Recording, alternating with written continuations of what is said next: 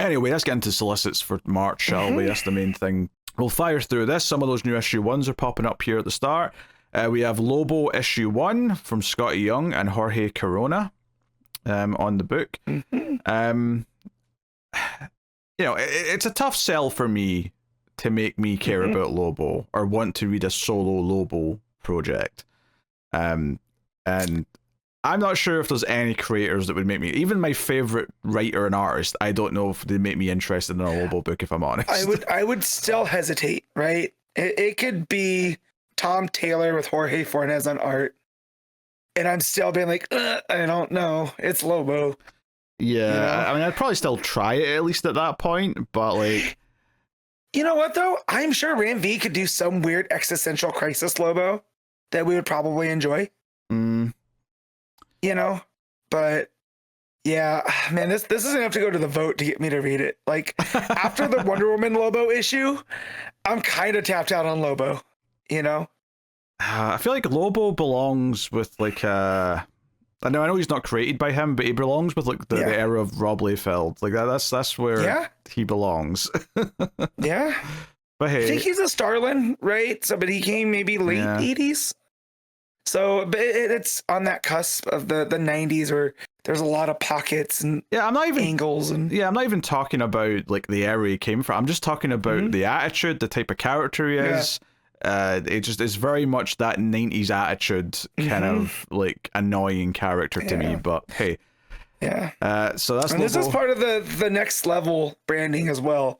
So all these issue 1s are this is the first month where that stuff's coming in. So then we have Deathstroke the Terminator issue 1, written by Tony Fleeks and art by Carmine Diadomenico. I mean,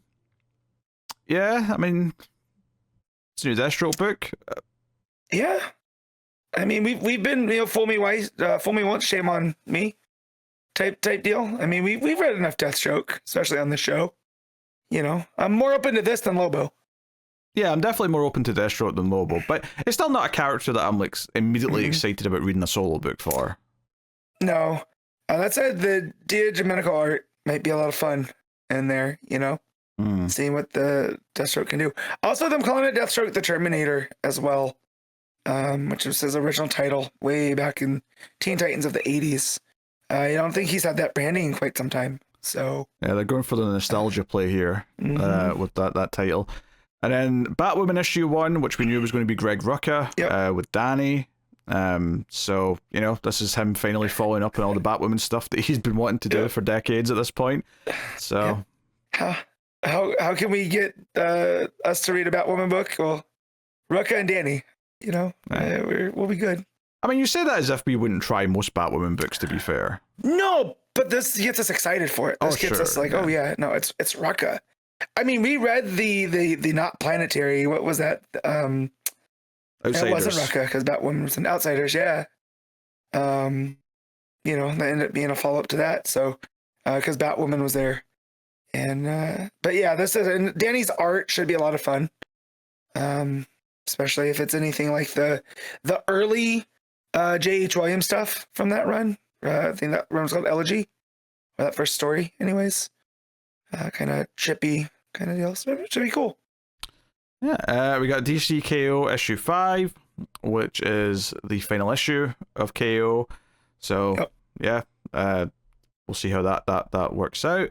We got Absolute Batman issue 18. We got Absolute Wonder Woman issue 18. Absolute Superman issue 17. We have Absolute Martian Manhunter issue 10. That's a pretty neat cover. With the American flag kind of dripping through the fingers of whoever that is. Whoever that's supposed to be. Yeah. Real quick, going back on that Absolute Wonder Woman, that cover as well. I don't know who's done that cover. It's not popping up for me, but it's the green, and it's got Zatanna and Diana in there, and it's just like, man, that is wallpaper worthy. You're finally maybe getting your Zatanna that you've been hoping for. Yes. Yay. Yes. So that's the Absolutes. We got any more of those? Yeah, we got Absolute Flash issue 13, Absolute Green Lantern issue 12, and that's all the Absolute books for the month. And then we have Green Lantern issue 33. Mm-hmm. Apparently, it takes Kyle Rayner is taking center stage for this arc. Yep. It's the Legacy 600th. Yeah, so they're doing a big 600 special kind of thing for it. $6, 56 pages. So yeah, they're doing kind of a special. I'd love to go back and try and figure out how they got, because when I tried to do legacy numbering for Green Lantern on my own, I got close to what number they were at, but it was maybe like 50 off or something like that. So I'd love to go back and sort of see their working and what books they counted. But curious all the same. A lot of Kyle Rayner covers there by the looks of it as well. Yes. So that's cool. Nice they're doing something special for that. We got Nice House by the Sea, issue 8. So we're just on the brink of that being back. Speaking of Vertigo books, we got some issue 2s of the ones that just started in February. We got Bleeding Hearts issue 2. That's the Dennis Camp book. We have The Pearl of the Brutal Dark and Ezra Kane Mystery. That's the Chris Condon book. That's a pretty cover for that one as well. We got End of Life issue 2. That's the Kyle Starks and Steve Pugh book. And then we have DC AEW issues 1 and 2. And notably, the cover of issue 2 is Mercedes Moné and Lex Luthor standing tall whilst the Justice League and all the faces of AEW are lying flat on the mat.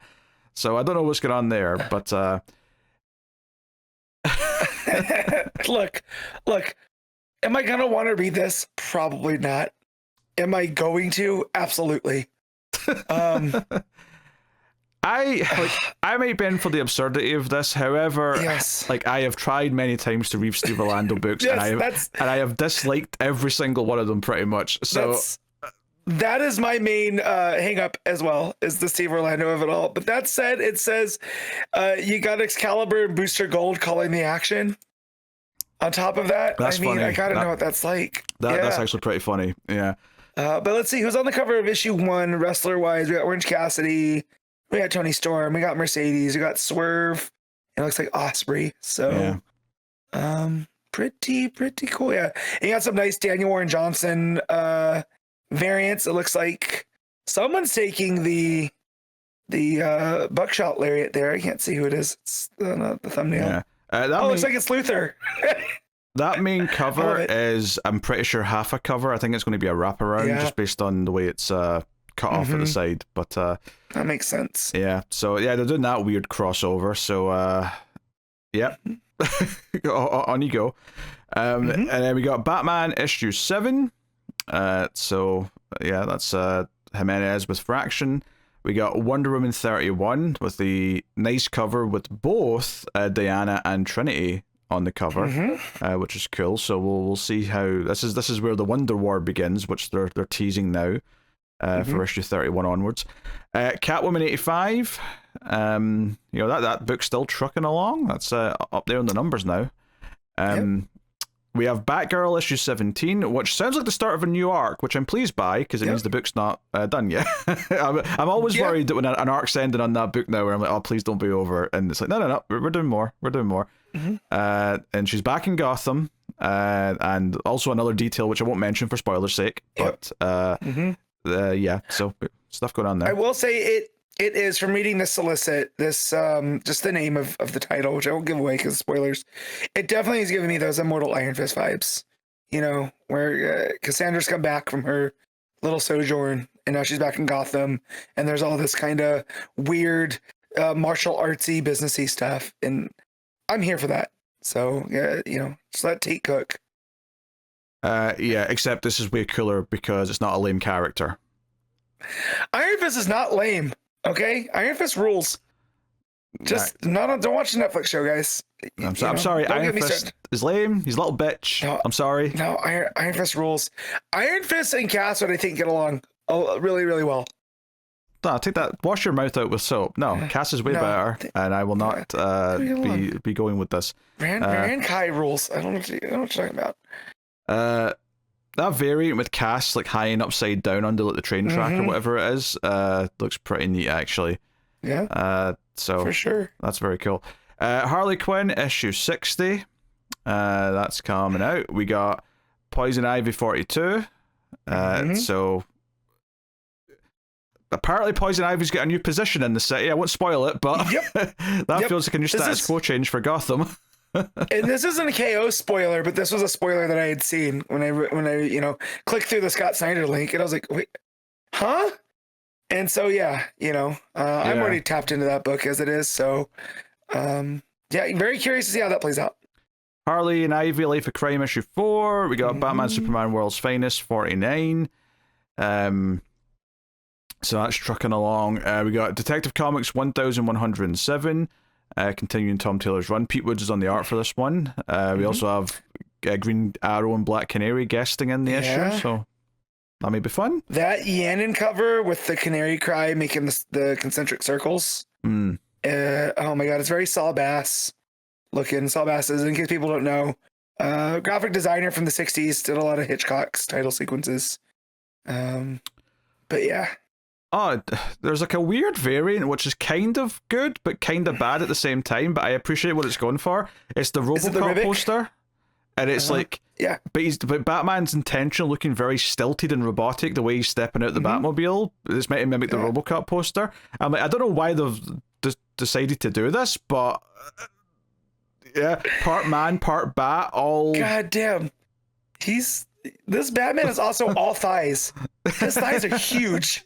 Like that man squats 800 pounds. Yeah, it's like the body proportions feel weird, but then it clicked that they're going for like a RoboCop looking thing, and I'm like, okay, I kind of get it, but weird. And Batman can't even say dead or alive, you're coming with me. He just has to say alive or you're coming with me. You know? Yes. He won't shoot you in the balls, but he will kick you in the balls repeatedly. Yes. He'll punch you repeatedly. You know? We got Nightwing 136. So that's continuing on with Dan Moore. It sounds like a start of a new era as well, with Dennis Cowan joining as the artist. So it's a shame to leave Dexter Soy behind, but again, that probably means they're at least planning a whole other arc of this run if we've got a new artist on it. So and a blurb at the end says superstar artist Dennis Cowan joins ongoing writer Dan Waters for a supernatural noir tale of urban folklore, which is like perfect for Dennis Cowan. So even if this is just like an arc, we're gonna get some really moody Dennis Cowan art in the city and Bloodhaven, which is kind of the opposite of Dexter Soy, which is cool. Yeah, the cover is really nice as well on that, with like Nightwing's head upside down, but you've got like the red rising sun, but the blue of his logo at the top. Yeah, nice stuff. Action Comics 1096. Just continuing on what it's been doing. Supergirl issue 11. Who's this asshole again? That's Sunboy or whatever his name was.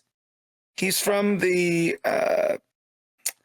Mark Waid World's Finest early on in the run. Yeah, I remember he's from that. I just don't remember his name or anything. It's not Sunboy. I can't remember. He was the sidekick. I saw this and this isn't one of the other things that I saw, and it looks like we're doing a big crossover through the Superbooks. And it was one of those things where it's like, well, I said I was done with Supergirl, and now there's a big crossover coming. So, yay me! Yeah. I can't say I mean, I dropped the book anyway, but I can't say that's enticing me back. We got Superman issue 36, which I won't say what's going on here for spoilers' sake, but it does certainly paint a bit of a picture post KO and a bit of a different direction for a little bit. So we'll see how Williamson handles that. We got Superman. What? This is the way that you said that. We'll see how he handles that. Not well, I'm guessing. Yes, it was just layered with that light sarcasm. We got Superman Unlimited issue 11, which we have young John Kent. Yeah. Okay, I'm not going to look into it. I don't want to know why, but yeah, weird. Well, I will say that the crossover seems to do with the Superboys. So it's going to involve Kara Supergirl, Connor, John, that lost, first sidekick, and some other well-known Superboys, and then maybe some that are added, because this character here looks different. So yeah, I don't know why John's de-aged, because he was Superman, not Superboy. So, well, to be we'll fair, see. the character in Supergirl from World's Finest, he was grown up as well, and he looks like a kid on that cover. So maybe there's a multiple timey-wimey things going on with a bunch of Superboys. I don't know. Could be. Adventures of Superman, Book of Kal-El, issue 7. That'll be staying on its own, I assume. That's a very nice cover though, with the S shield. It is. Yeah, that's nice. cool. Aquaman issue 15 is there. Yeah. Oh, God. The Flash issue 31 with a new creative team. So the Mark Waid duo that we've had just for the KO tie-in period. Ryan North is taking over with Gavin Guidry on the art. And Ryan North... I'm pulling his stuff up from Lego Comic Geeks. He did do something recently, because I'm sure someone told me that he did something recently. That I did read. Oh, I think I did that crypto book that I stopped reading after one issue. But to be fair, okay. The writing in that wasn't bad though. It felt like a needless side book. Time crunch. Yeah. Yeah. So, Gavin Guidry art, I really like. I'll give it a try. It's pretty good. Hey. Here's the important part though. On the cover, Wally appears to be in a normal Flash outfit and not that stupid one that he's been wearing for the last year or two. So. If that's a positive change we're getting coming out of KO, then I am more than happy with that. Yeah. So we'll give Flash 31 a try. Yeah, it looks like Ryan North is primarily doesn't work at Marvel. That's looking like. So yeah, I'm trying to think where else. But yeah, I mean, we'll give it a try. It's a new team on Flash. Obviously, we're going to check it out. And it's Flash, man. I always come back to Flash, And again, if it looks like we're dealing with Wally and the Flash family, and we're back at Central and all that type of stuff, I'm there for it. Yeah, we got Justice League Unlimited issue 17. So that's doing more stuff that book does. Titans 33. There's a new team of Titans apparently teased on this cover. They're all in silhouette, so also new writer here. We got Tate Bromball. Oh, we're gonna have to read that now, aren't we? Because it's that's the Batgirl writer who's taking that over. Yes, that is, and the artist Sammy Basri. Was on Birds. Cool. Yeah. Yep, on Birds. And it's looking like there's a super character. Judging from the silhouette, it feels like Connor, but I can't tell. I would guess Connor too, based on the silhouette, but it's always room for malarkey. And it looks like there's a Wonder Girl, also based off of the silhouette. It might be Cass. So yeah, no, I didn't realize Tate Bromball was the writer. I had seen like the whole New Titans thing, with the not the redacted, but the silhouettes on the cover. So, but yeah, no. I made it bigger, and the one on the right might be Stephanie Brown. Oh my god, what if the New Titans are just the old Titans? It also looks like Tara right there riding the rock. On the back, yeah. Because that looks because it looks almost like a pink bat logo. And then there's kind of a spoilery looking hood. So you're telling me we got Connor, Cassie, Steph, and Tara. Not quite all New Titans, but new for now. I'm digging that. That's a team I can get behind. Yeah. I mean, again, there's just some wiggle room there. We may not be right in all those guesses, but yeah, that's interesting. We have Green Lantern Corps, issue 14. So yeah, that's also Aftermath of KO stuff. We have GSA 17, and that's still doing year 1. Yep. We got Batman Static Beyond, issue 4. We have Sirens Love Hurts, issue 2. That's the one that's got Black Canary on the team. We have Gotham Academy First Year, issue 6. Mad Magazine 49, some facsimile editions, which I'll just kind of skim past quickly. Oh, there's a bunch of these. And collections-wise, we've got DC Superhero Girls High School Reunion trade paperback. We have DC Pride, The Heart Wants hardcover, so that'll be that last special they did in hardcover form, presumably. We get a hardcover of the Batman Second Night, and the Solicits here. Yep, but that's going to come out right before my anniversary, so I know what to ask my wife for, because... Oh. Yeah. We got Immortal Legend Batman hardcover. We have Justice League Red trade paperback. We have DC's Finest, The Joker, The Last Haha, which seems to be one of those collections with just a bunch of like 1 and 2 part stories from all over the place. 552 pages. Yeah, but so looks like but it's like a catch-all Joker book. It's like an issue here, a 2-parter there from Batman, and maybe a couple issues of Detective there, so on and so on. DC Finest Wonder Woman Dawn Before Darkness, and that is that's the end of Gil Simone's era, I think. Yeah. So it leads up to the series' monumental 600th issue. So, yeah. Yeah, so 2000s, somewhere in there. We got Green Arrow Year One Compact Comics Edition, so just a reprint of that in the compact form. Yep, that is one of my favorite stories in all of comics. So if you guys haven't got that, pick up the compact edition. We got GLA Salvation Run, new printing. I wonder why they're reprinting that. Weird. Couldn't be anything at all. Yeah, it's not like it may be forming the loose basis for something that might be coming up in a movie or TV project soon. Yeah. And if you don't know what we're talking about, then you may not have watched something yet, so I won't say. But anyway, The Demon by Jack Kirby, Absolute Edition.